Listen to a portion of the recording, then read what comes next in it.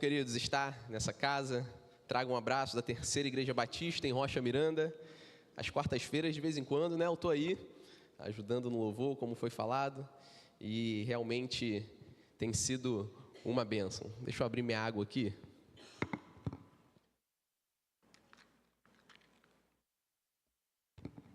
Queridos, nessa noite, gostaria de trazer uma palavra que é muito especial ao meu coração, porque eu tenho certeza que todos nós passamos por isso. Quando os nossos corações se cansam ao longo da jornada, muitas vezes nos faltam forças para continuar, e vamos meditar um pouco nessa estação, que é evangelismo. E uma igreja forte requer famílias fortes, pessoas bens, entendendo que o Senhor tem chamado para algo, mas eu entendo também que ao longo da caminhada, nem tudo são flores. Muitas coisas acontecem na nossa vida e que muitas vezes fogem do nosso controle. Certa vez, um bandido chegou para uma senhora. E ele olhou para essa senhora e falou: passa a carteira ou a vida, o que você escolhe? E ela falou: tanto faz, as duas estão vazias. É bem verdade que nessa noite nós temos muitos corações aqui. Eu não sou o profeta não, mas eu sei que talvez você tenha vindo aqui com uma esperança. Senhor, tenho me sentido tão vazio, tenho me sentido tão cansado, tenho me sentido sobrecarregado. Queridos, porque isso é a vida. Quando tristezas da vida chegam, muitas vezes não sabemos como administrar. A minha pergunta é: como está o seu coração nessa noite? Porque, irmãos, parte da vida é alegria, mas parte da vida são tristezas. Foi falado aqui da irmã que faleceu, tristeza, dia de tristeza, porque parte da vida é isso. Muitas vezes perdemos coisas, ou muitas vezes acontecem coisas que não sabemos como administrar. Abram suas Bíblias em Salmos 42. Enquanto você está abrindo, o livro de Salmos é um livro maravilhoso, porque ele é um dos livros mais emocionais na Bíblia. Eu gosto de dizer que Salmos é onde a alma encontra palavras para dizer aquilo que sente. Salmos é onde a alma encontra a palavra para dizer aquilo que sente. É onde Deus encontra espaço para nos confortar, nos consolar e nos curar. É um verdadeiro manual da alma humana. Sabe por quê? Porque outros livros da Bíblia, nós temos Deus falando com as pessoas através dos profetas, contando a história de Jesus, contando o que vai acontecer. Salmos não. Salmos são pessoas expressando as suas emoções, dizendo: Senhor, até quando? Senhor, eu não aguento isso. Senhor, mata os meus inimigos.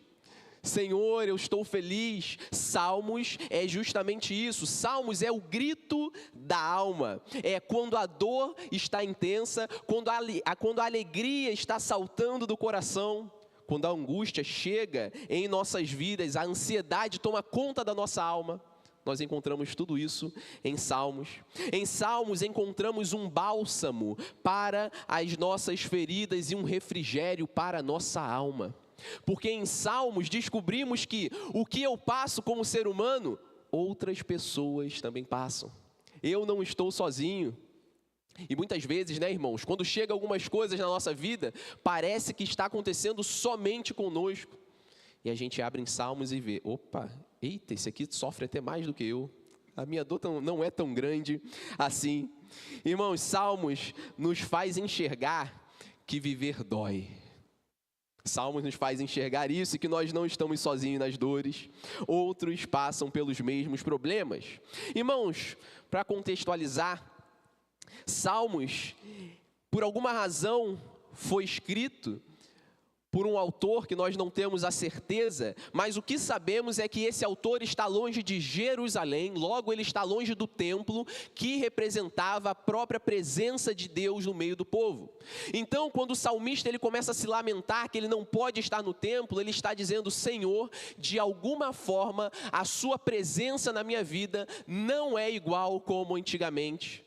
Senhor, por algum motivo, eu não consigo mais me aproximar de Ti.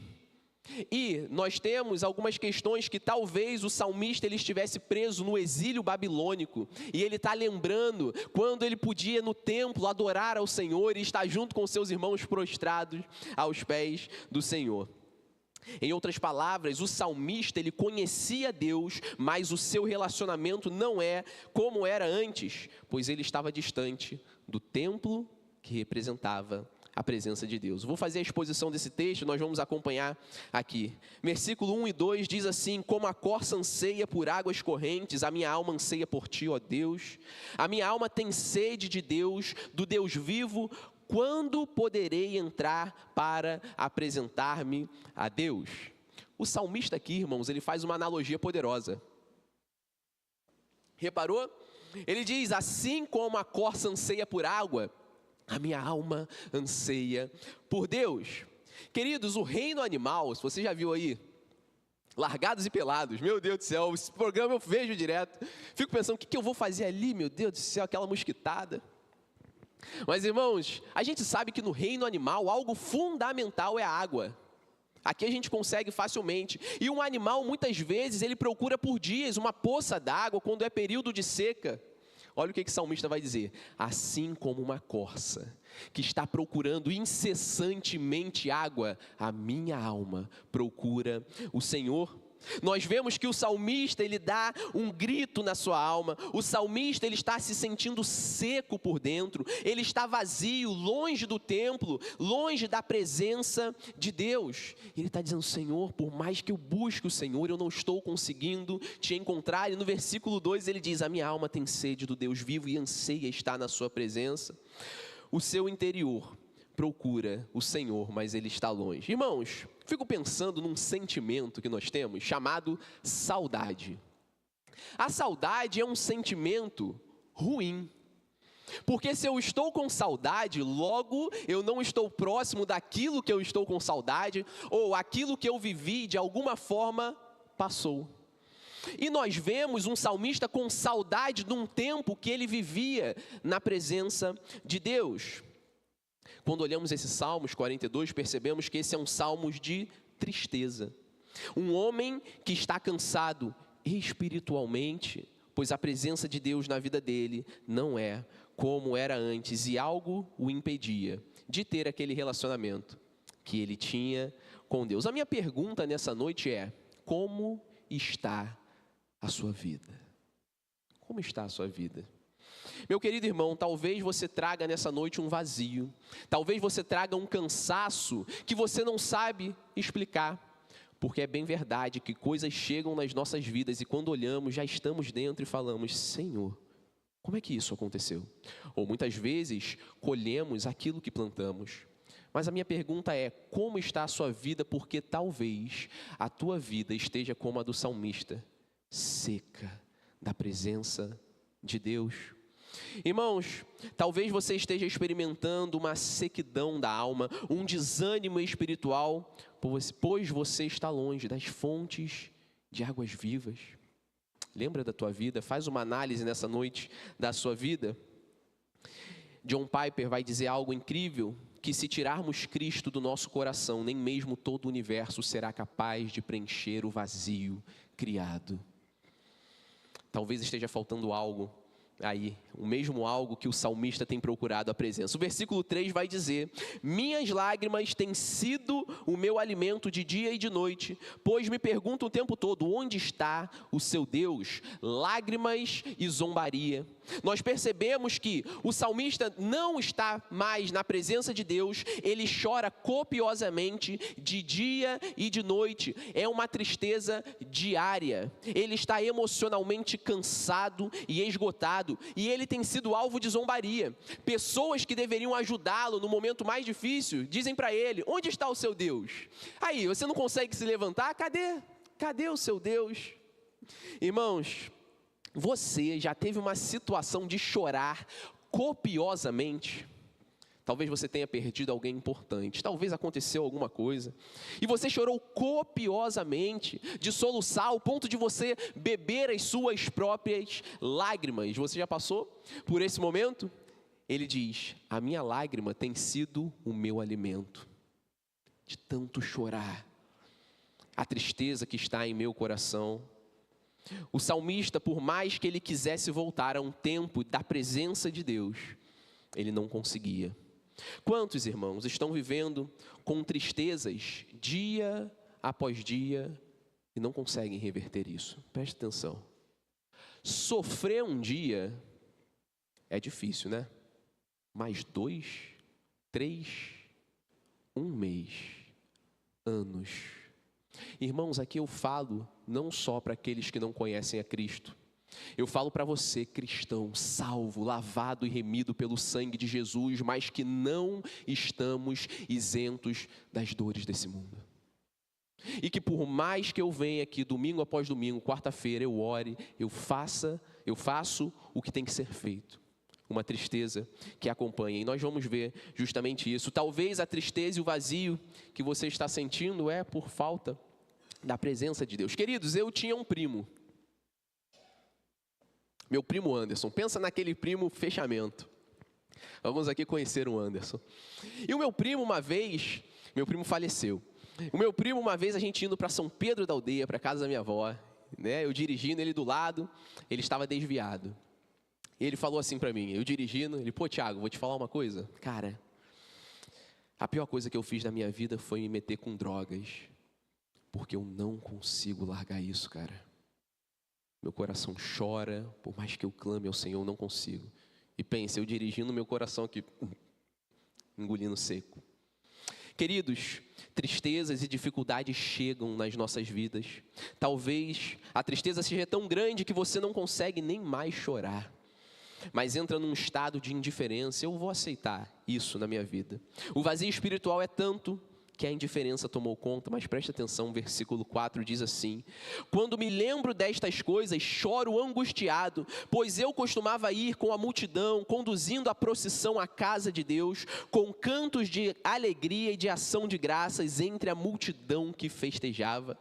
Irmãos, o salmista ele lembra de um tempo bom na vida dele.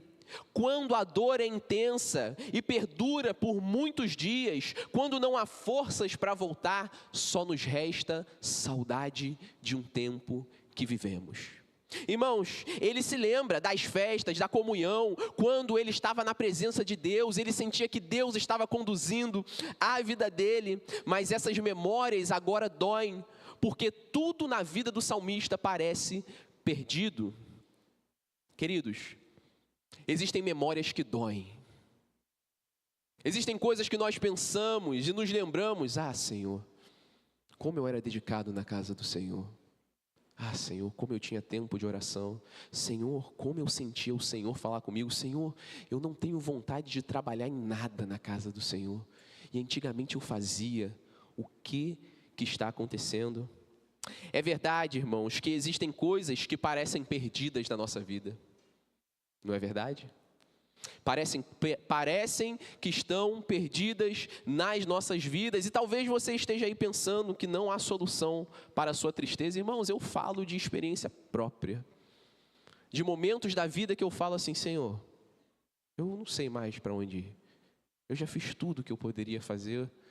Me ajuda de alguma forma. Mas, queridos, a nossa certeza é que o que é impossível para o homem certamente é poderoso e é possível para o nosso Deus. Essa é a nossa certeza como um cristão, queridos. Nós temos essa certeza num Deus que é capaz de encher as nossas vidas de alegria. Temos a certeza num Deus que é capaz de transformar desertos em mananciais, ainda que não estejamos vendo. E se você se sente vazio, a tristeza tem te acompanhado há bastante tempo. O salmista ele vai mostrar o que devemos fazer quando isso acontece. Versículo 5 diz assim: por que você está assim tão triste, ó minha alma? Por que você está assim tão perturbada dentro de mim? Ponha a sua esperança em Deus, pois ainda o louvarei. Ele é o meu Salvador e o meu Deus. Queridos, aprendemos uma lição e aqui a esperança nasce nas nossas vidas. Aqui acontece algo poderoso, que é, no seu momento de maior angústia, o salmista não tem mais a presença de Deus, ele não consegue viver, e ele chora copiosamente, dia após dia, até um momento que ele para, e ele conversa com a sua própria alma, dizendo: alma, por que você está assim tão triste? Por que você está abatida dentro de mim, alma? Ponha a sua esperança em Deus, pois nós vamos ainda louvar, nós ainda vamos voltar ao que era antes. Confia em Deus, ó alma. Quando a dor estava afogando o salmista, ele encara a tristeza de frente. Senta aqui. Por que você está assim? Nós ainda louvaremos. Nós ainda louvaremos ao Senhor e nós aprendemos algo poderoso. O que Deus quer nos ensinar aqui, o que o salmista está nos ensinando é: levanta e anda, meu querido irmão. Levanta e anda.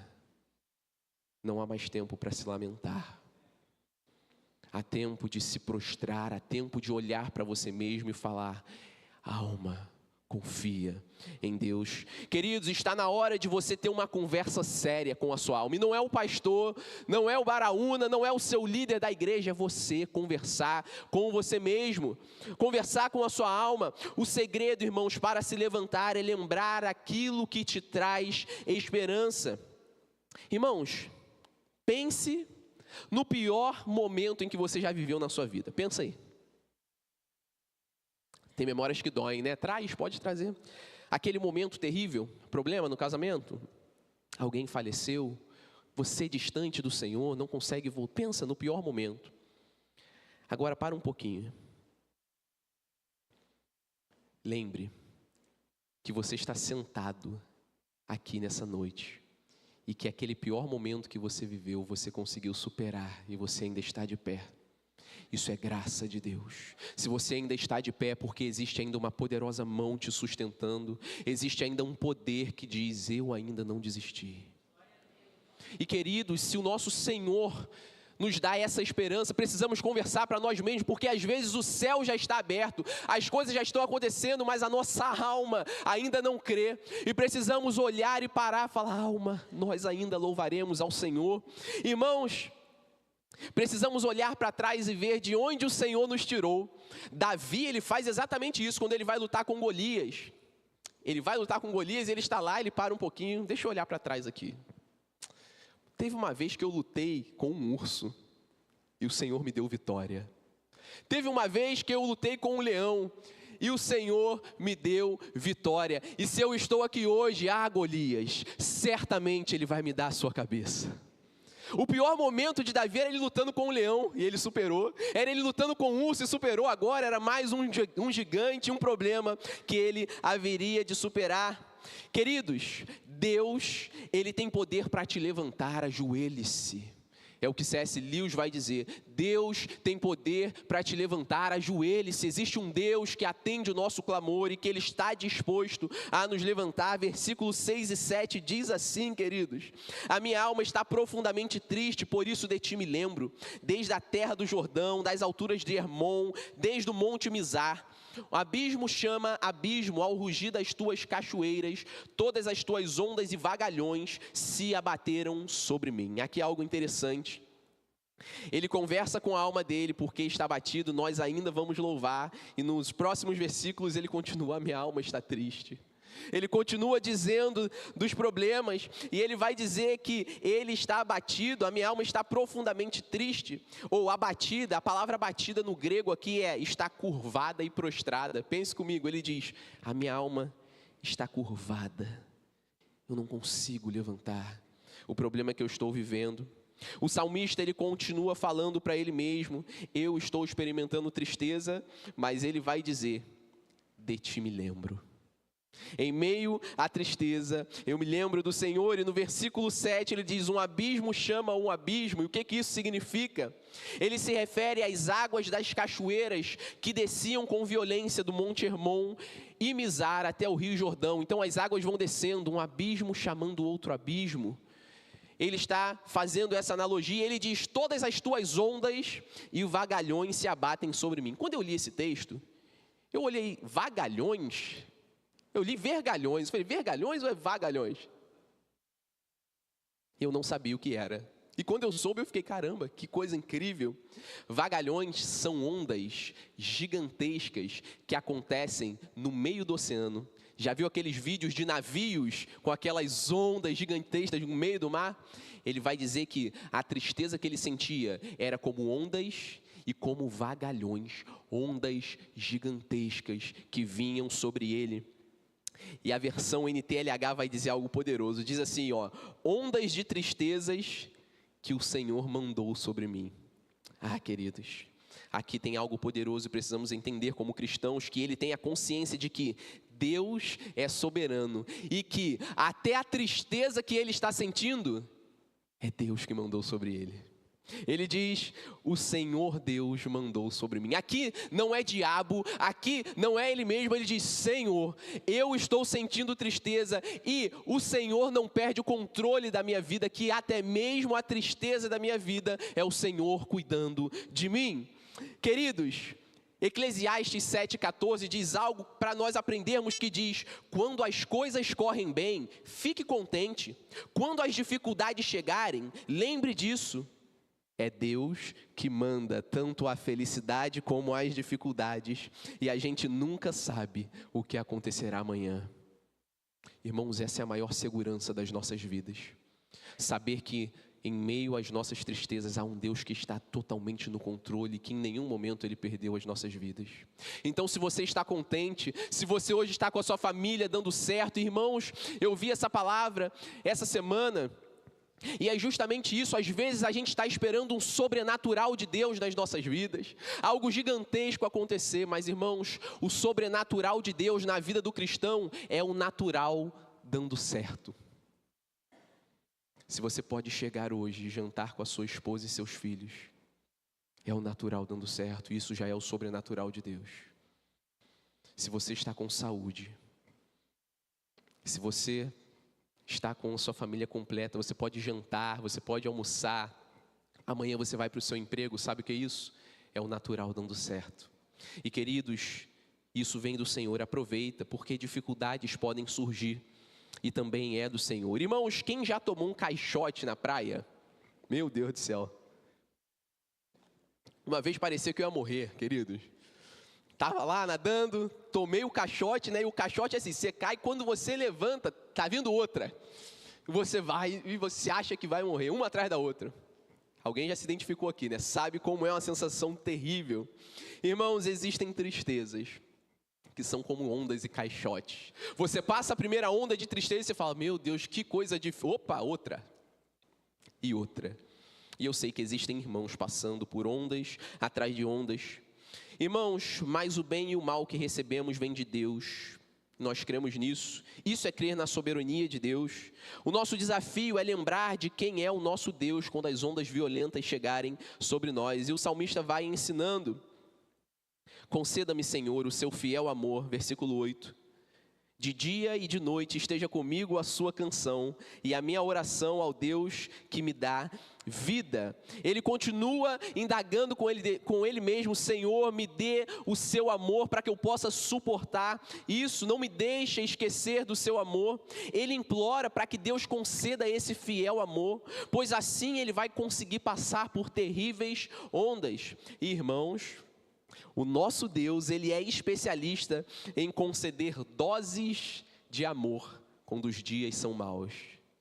Irmãos, o que seria das nossas vidas se Deus não entrasse com pequenas providências, ainda que não tenha sido a solução, mas pequenas providências? Você estava no seu pior dia, e aí você descobre que tem um irmão orando por você. Você está no pior dia e você recebe uma canção que enche de alegria o seu coração. Sabe o que é isso? Doses de amor para que você não sucumba, para que você não perca essa batalha. Uma palavra, queridos, que recebemos, tudo isso, doses de amor. Irmãos, se Deus, Ele é poderoso para acalmar o mar, certamente Ele é poderoso para acalmar o seu coração. Isso são falas de Charles Spurgeon. Assim como Pedro, queridos, andou sobre as águas, há um Deus capaz de nos fazer andar por cima das ondas dos nossos problemas. Essa é a certeza do nosso coração. Diante dos abatimentos espirituais, você deve orar ao nosso Deus, que é capaz de te sustentar. Queridos, versículos 9 e 10 vai dizer: darei a Deus Direi a Deus, minha rocha, por que te esqueceste de mim? Por que devo sair vagueando e pranteando, oprimido pelos inimigos? Até os meus ossos sofrem de agonia mortal quando os meus adversários zombam de mim, perguntando-me o tempo todo, onde está o seu Deus? Queridos, ele reconhece que Deus continua presente na vida dele, mesmo que a angústia ainda esteja ali. E como cristãos precisamos reconhecer que, embora soframos, há um Deus que continua ali. E a zombaria ainda continua. Onde está o seu Deus? Versículo 11, que acompanhe comigo. Por que você está assim tão triste, ó minha alma? Por que está assim tão perturbada dentro de mim? Ponha a sua esperança em Deus, pois ainda o louvarei. Ele é o meu Salvador e é o meu Deus. Aqui nós encontramos a primeira frase, a mesma frase do versículo 5, e ele vai repetir. Sabe o que isso nos mostra, queridos? Isso nos mostra que o salmista continua lutando. Ele já tinha falado, não fique triste, alma, mas ele ainda precisa relembrar, porque estava difícil, a dor persistia, mas a esperança também. Irmãos, isso revela para nós que as nossas lutas e tristezas nem sempre serão aliviadas na primeira oração. Às vezes é necessário, às vezes, vou dizer, quase sempre, é necessário insistir e continuar, e continuar. Há um processo de Deus nas nossas vidas, um plano que passa pela dor para que Cristo seja formado em nós. Vou repetir. Há um plano de Deus nas nossas vidas, e esse plano, queridos, passa pela dor para que Cristo seja formado em nós. Irmãos, não que Deus se alegra com o sofrimento, mas temos um Deus todo-poderoso, que nós vivemos num mundo, queridos, de pecado, um mundo em que aqui a dor é normal, mas temos um Deus poderoso que é capaz de usar até mesmo a dor para cumprir o seu plano nas nossas vidas. Irmãos, quando homens e mulheres de Deus se cansam devido à dor, há um Deus especialista em restaurar as nossas vidas. Quer ver? Elias, ele orou ao Senhor, caiu fogo do céu, pediu para não chover e não choveu, fez coisas grandiosas, até que em 1 Reis 19, Jezabel ameaça a sua vida, e sabe o que acontece com esse grande homem de Deus? Ele vai se esconder numa caverna, e ele fica com medo. Homem de Deus, já tinha feito tantos milagres, ele fica com tanto medo, e a dor chega, e o cansaço chega na vida desse homem, ao ponto dele dizer em 1 Reis 19:4, basta, Senhor, tira a minha vida. A depressão chegou na vida desse homem, o cansaço espiritual chegou na vida desse homem, e ele foge, queridos. Mas nós vemos que até os mais usados por Deus enfrentam crises e enfrentam dificuldade. Sentir-se cansado, meu querido irmão, não te faz fraco na fé, te faz humano. E como seres humanos, queridos, muitas vezes cansamos. O apóstolo Paulo vai dizer, não cansemos de fazer o bem. Sabe por quê? Porque é possível que você canse. Paulo vai dizer, não se canse, continua. Enquanto Elias estava totalmente cansado, ele entra num sono, e Deus não repreende ele. Sabe o que Deus faz? Restaura a vida desse homem. João Batista que tem o ministério de pregação. Esse homem está preso agora, meu Deus, como é que eu vou pregar? João Batista fica 1, 2 dias, até que ele chama os discípulos e vem cá, manda perguntar se ele é o Messias mesmo, eu tenho que esperar outro. Isso não está na Bíblia não, mas o sentimento é, em outras palavras, ele diz assim, porque eu estou aqui preso, eu devo esperar outro Messias? Porque eu deveria estar anunciando, mas continuo preso. Jesus recebe os discípulos e diz assim, avisa para ele que cegos veem, surdos ouvem, os que estão mortos estão ressuscitando, e o reino de Deus está sendo espalhado. Queridos, eles vão e anunciam. A Bíblia não vai dizer o que aconteceu, mas certamente João, ele se lembrou que o Messias faria isso. Mas a coisa mais bonita é que enquanto João Batista estava com a sua crise, os seus momentos de abatimento naquela prisão, Mateus 11:11, enquanto os discípulos saem, olha as palavras de Jesus, diz assim, digo que entre os nascidos de mulher, não surgiu ninguém maior que João Batista. Irmãos, sabe o que nós aprendemos aqui? que os nossos vales, as nossas dores, as nossas tristezas não muda aquilo que Deus sente por nós. Ainda que você não saiba como explicar, há um Deus todo-poderoso te sustentando e que isso não abala o nosso Deus.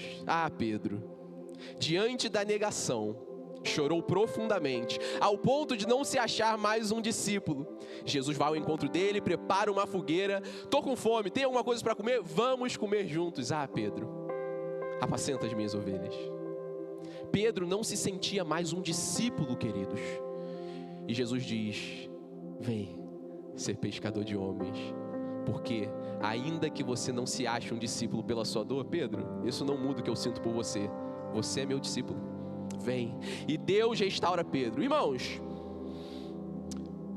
qual o tamanho da sua dor nessa noite? Qual o tamanho? De 0 a 10, o que você está passando, querido?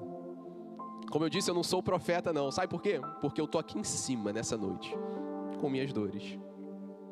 Estou aqui em cima, pedindo nessa noite: Senhor, derrama graça sobre nós. Derrama graça sobre as nossas vidas. Talvez você esteja espiritualmente esgotado. Sabe o que Salmos nos ensina? Há esperança. Há esperança para cada um de nós. Há graça suficiente para cada um de nós aqui. Queridos, existe alguém que te entende e é capaz de te dar alegria novamente. Irmãos, quando a gente olha para a vida de Jesus, nós percebemos que é um absurdo o que ele fez. Sabe por quê? Jesus, irmãos, é Deus entre nós. A maior humilhação de Deus foi Ele ter feito humano, queridos. Um Deus todo-poderoso que sustenta e sustenta todas as coisas. Agora Deus se faz humano. Aquele que é o verbo precisa, queridos, de alguém para começar a falar. Aquele que alimenta todos precisa de alguém para ser alimentado. Aquele que sustenta o universo precisa de uma mãe segurando em suas mãos para ele começar a andar. O nosso Deus, queridos, a maior humilhação foi ele ter se tornado homem. E em algum momento da sua vida, ele estava extremamente angustiado e esgotado. Ele está naquele Getsêmani dizendo: Pai, se possível, afasta de mim esse cálice. A morte está vindo. E queridos, não era somente pela morte física, era morte física também porque Jesus era humano. Mas Jesus sabia que em alguns instantes, todo pecado meu e seu seria lançado sobre ele. Pecado passado, presente e futuro. E aquele que sempre foi um com o Pai, em um determinado momento da história, ele seria separado do Pai por conta dos nossos pecados, queridos. Ele sim sabe o que é tristeza. E se ele sabe o que é tristeza, certamente nessa noite ele é capaz de te entender e restaurar qualquer coisa que você tem passado na sua vida.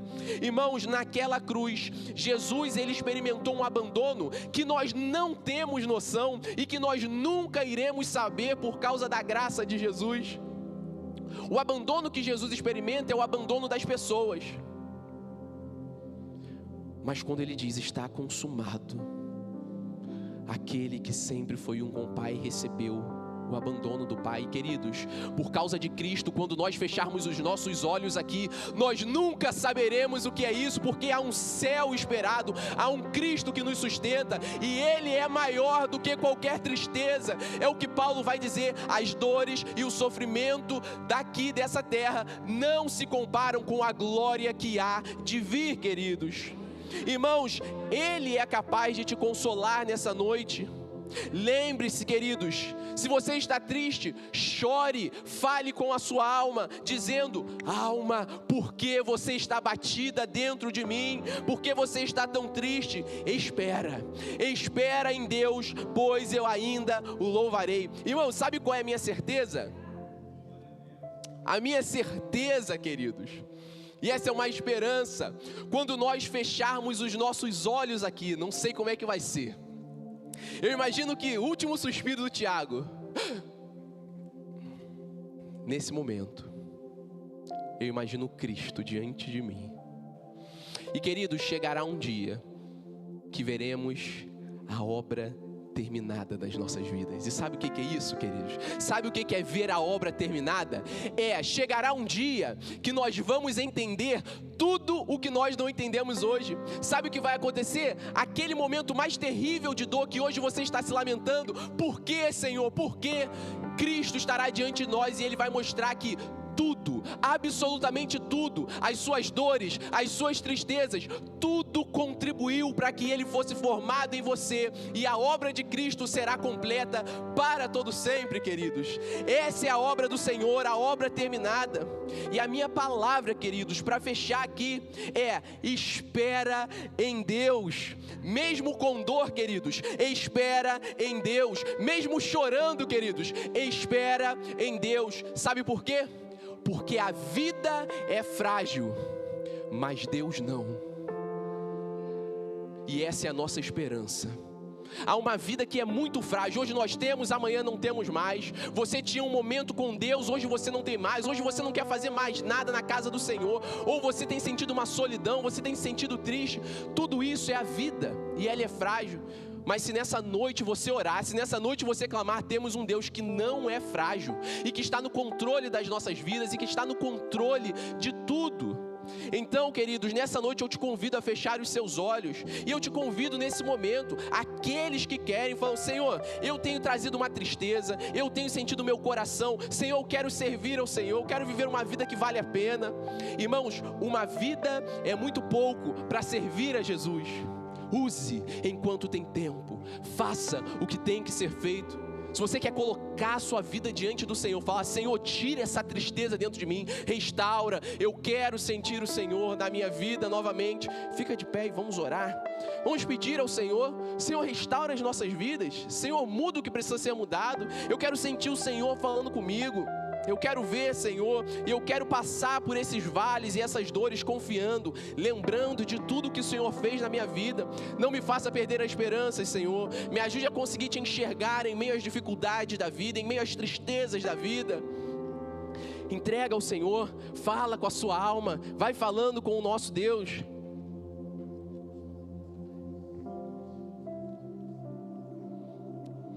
Querido Jesus, estamos aqui diante de Ti, crendo que o Senhor está aqui no nosso meio. O Senhor sonda e conhece cada coração aqui. O Senhor sabe aqueles que vieram aqui com uma esperança, pedindo: Senhor, fala comigo nessa noite. Senhor, responda as orações de cada um aqui. Senhor, que haja uma mudança, que seja vista na prática, Senhor. Aqueles que estão distantes de Ti, Senhor, aviva os corações, Senhor. Traga de volta a Tua presença, aqueles que estão afastados, aqueles que porventura nunca Te conheceram. Ó Espírito Santo, vá ao encontro desses, Senhor. Traz clareza, tira as escamas dos olhos. Senhor, aqueles que estão enfrentando dificuldades, aqueles que não sabem como resolver, coloquem, que eles possam colocar a sua esperança em Ti, Senhor. Que essa semana seja uma semana de resposta, uma semana, ó Deus, de vitória nessa área, para que o Seu nome seja glorificado, Senhor. Tudo que somos, tudo que fazemos, tudo é para que o Seu nome seja glorificado, Senhor. E que possamos um dia ver a obra das nossas vidas terminadas, Senhor, e ter a certeza que foi o Senhor, foi a Sua poderosa mão. Aquela perda, aquela dificuldade, aquele sentimento de abandono, aquela tristeza, sempre foi o Senhor nos consolando. Porque de uma coisa nós cremos: é impossível passar pelas dores dessa vida sozinho. Há um Cristo que caminha dizendo: eis que estou convosco todos os dias, até a consumação do século. Abençoe teus filhos, abençoe essa casa, abençoe os pastores, Senhor, e que possam cada vez mais, Senhor, crescer e crescer, para que vidas possam ser restauradas em nome de Jesus. Amém.